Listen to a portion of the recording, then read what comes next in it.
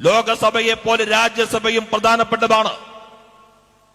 ലോകസഭയിൽ ബിജെപിക്ക് ഭൂരിപക്ഷം, രാജ്യസഭയിൽ ഇപ്പോഴും എൻഡിഎക്ക് ഭൂരിപക്ഷമില്ല.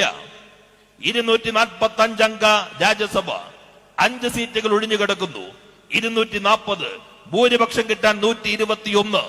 ആ 121ലേക്ക് എത്താൻ 117 എൻഡിഎക്ക് ഇനി 4 സീറ്റ് വേണം.